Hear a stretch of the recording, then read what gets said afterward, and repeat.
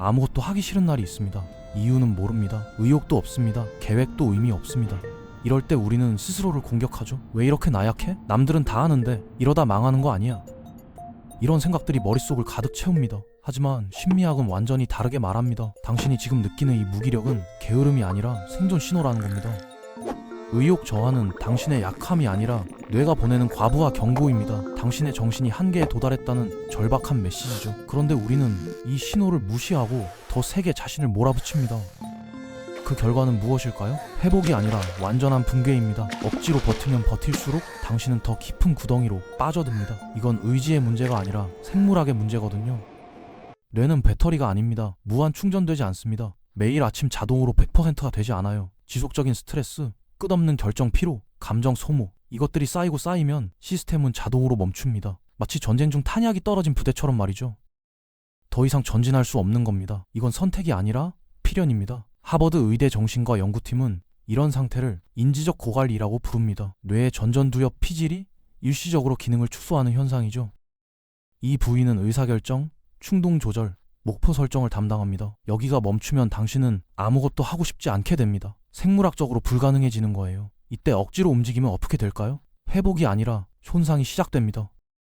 생산성은 오르지 않고 자책만 증가하죠.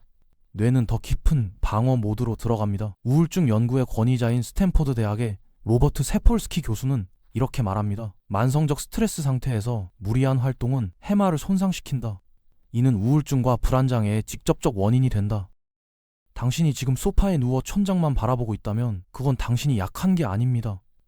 뇌가 당신을 살리려고 발버둥 치는 겁니다. 더 이상 달리지 말라고 비명을 지르는 거죠. 이 신호를 무시하는 건 용기가 아니라 자해입니다.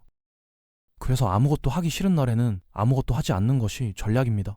도망이 아닙니다. 재정비입니다. 멈추는 건 패배가 아니라 지속을 위한 선택이죠. 마라톤 선수가 중간에 물을 마시는 것처럼 당신도 멈춰서 숨을 고를 권리가 있습니다. 아니, 권리가 아니라 의무입니다. 미국 심리학회의 2023년 연구 결과를 보면 놀라운 사실이 드러납니다. 충분히 쉰 사람은 다음날 행동 확률이 2.3배 높아집니다. 집중력은 68% 증가하고 감정 조절 능력은 47% 향상되죠. 하지만 억지로 버틴 사람은 어떨까요? 3일 안에 다시 무너집니다. 그것도 더 심하게 말이죠. 왜 이런 차이가 생길까요? 뇌과학은 명확한 답을 제시합니다. 휴식 중에 뇌는 디폴트 모드 네트워크를 작동시킵니다. 이건 단순히 쉬는 게 아니라 정보를 재정렬하고 감정을 처리하고 기억을 공고히 하는 적극적인 과정입니다. 쉬는 동안 뇌는 오히려 더 바쁘게 일합니다. 당신이 보기엔 아무것도 안 하는 것처럼 보이지만요. 런던 대학교 신경과학연구소의 실험은 더 충격적입니다. 참가자들을 두 그룹으로 나눴습니다. 한 그룹은 피곤할 때 쉬게 했고 다른 그룹은 계속 일하게 했죠. 결과는 어땠을까요? 쉰 그룹은 2주 후 생산성이 41% 증가했습니다. 반면 계속 일한 그룹은 23% 감소했어요. 더 일했는데 더 못하게 된 겁니다. 문제는 우리가 멈추는 법을 배운 적이 없다는 겁니다. 항상 전진, 항상 노력, 항상 성장. 이게 우리가 배운 전부였죠. 학교에서도 직장에서도 사회에서도 쉬는 건 죄악처럼 여겨집니다. 쉬면 뒤처진다. 경쟁자는 쉬지 않는다. 지금 쉬면 나중에 후회한다. 이런 말들이 우리를 계속 달리게 만듭니다. 하지만 모든 전쟁에는 휴전이 필요합니다. 제2차 세계대전 당시 연합군은 노르망디 상륙 작전 후 한 달간 전선을 재정비했습니다. 계속 밀고 남을 이길 수 있었을까요? 아닙니다. 보급선이 끊기고 병력이 지쳐서 오히려 패배했을 겁니다. 멈추고 정비했기 때문에 최종 승리가 가능했던 거죠. 당신의 인생도 마찬가지입니다. 매일 전투입니다. 출근도 전투고 관계도 전투고 심지어 저녁 메뉴 정하는 것도 전투죠. 이런 작은 전투들이 쌓이면 당신은 결국 쓰러집니다. 전선을 유지하려면 후방에서 보급을 받아야 합니다. 그 보급이 바로 휴식입니다. MIT 스트레스 연구소의 2024년 보고서는 이렇게 경고합니다. 현대인은 하루 평균 35,000개의 결정을 내린다. 이는 50년 전보다 7배 증가한 수치다. 인간의 뇌는 이런 양을 감당하도록 설계되지 않았다. 35,000개의 결정이라는 게 얼마나 많은 건지 아십니까? 아침에 일어나서 뭘 입을지부터 시작해서 밤에 자기 전 알람을 몇 시로 맞출지까지 끊임없이 선택하고 판단하고 결정합니다. 뇌는 지쳐갑니다. 그런데 우리는 이걸 인정하지 않아요. 이 정도로 지칠 리 없어. 나는 더 강해야 해. 다른 사람들은 다 잘하는데. 이런 식으로 자신을 채찍질합니다. 하지만 여기서 중요한 질문 하나 던지겠습니다. 다른 사람들은 정말 다 잘하고 있을까요? SNS를 보면 그런 것 같습니다. 모두가 행복해 보이고 성공적이고 활기차 보이죠. 하지만 그건 편집된 모습입니다. 하이라이트만 모은 거예요. 실제로는 어떨까요? 미국 정신건강협회 통계를 보면 성인의 62%가 주 1회 이상 극심한 무기력을 경험합니다. 한국은 더 심각합니다. 직장인의 74%가 번아웃 증상을 호소하죠. 당신만 힘든 게 아닙니다. 모두가 힘듭니다. 다만 보여주지 않을 뿐이죠. 오늘 아무것도 못했다면 그건 실패가 아닙니다. 몸이 당신을 살린 것입니다. 뇌가 적색 경보를 울린 겁니다. 더 이상은 위험해? 멈춰야 해. 이 신호를 무시하면 어떻게 될까요? 단기적으로는 버틸 수 있습니다. 커피 마시고 에너지 드링크 들이켜고 의지력으로 버티죠? 하지만 장기적으론 시스템이 붕괴됩니다. 존스 호킨스 의대의 장기 추적 연구는 충격적인 결과를 보여줍니다. 휴식 신호를 지속적으로 무시한 사람들은 5년 내 심혈관절 위험이 3.2배, 우울증 발병률이 4.7배 증가했습니다. 억지로 버티는 건 용기가 아니라 자해입니다.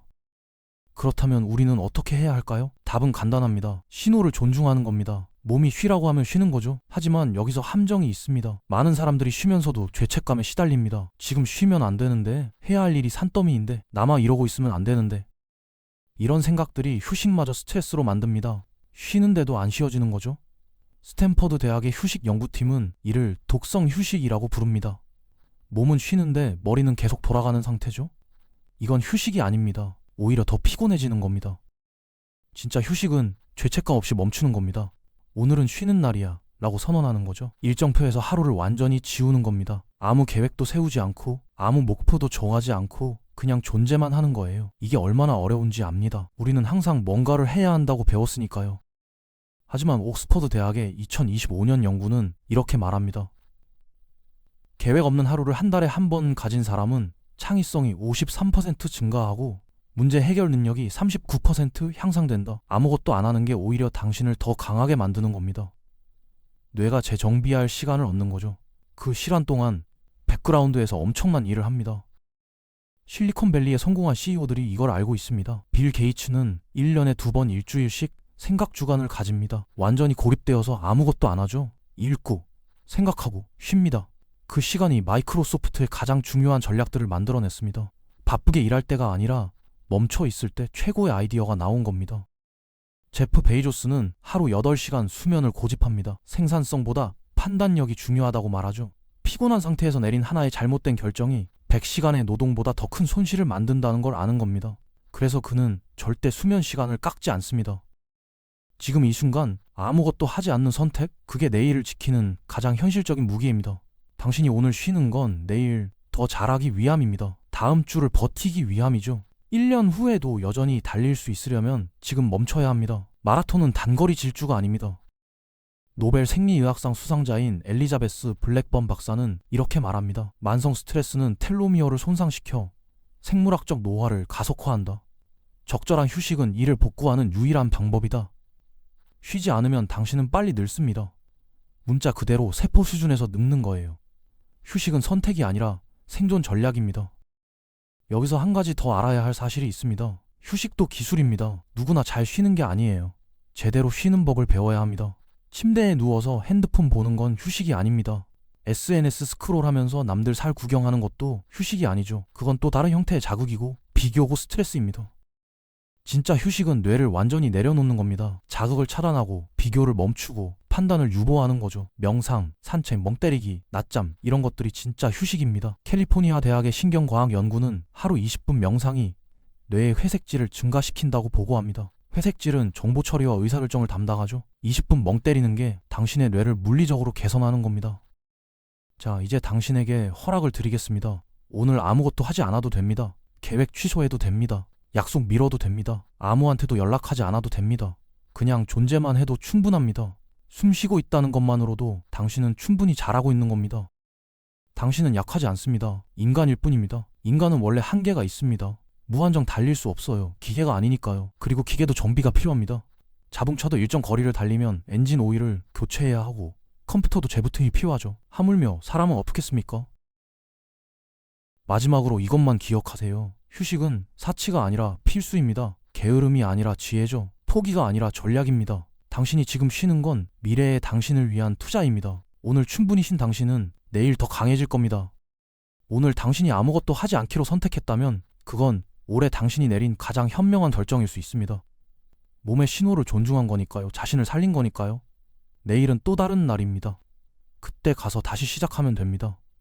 그리고 그때의 당신은 오늘보다 훨씬 더 강할 겁니다. 왜냐하면 오늘 제대로 쉬었으니까요.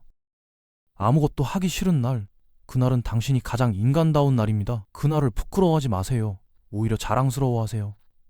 당신은 자신의 한계를 인정할 만큼 성숙한 사람이니까요. 완벽한 척하지 않고 솔직해질 수 있는 사람이니까요. 지금 이 순간 당신에게 필요한 건 더 많은 노력이 아닙니다. 더 강한 의지력도 아니죠. 그저 쉴 수 있는 용기입니다. 멈출 수 있는 지혜입니다. 그리고 그 용기와 지혜가 결국 당신을 더 멀리 데려갈 겁니다. 오늘 쉬세요. 내일은 그때 가서 생각하면 됩니다.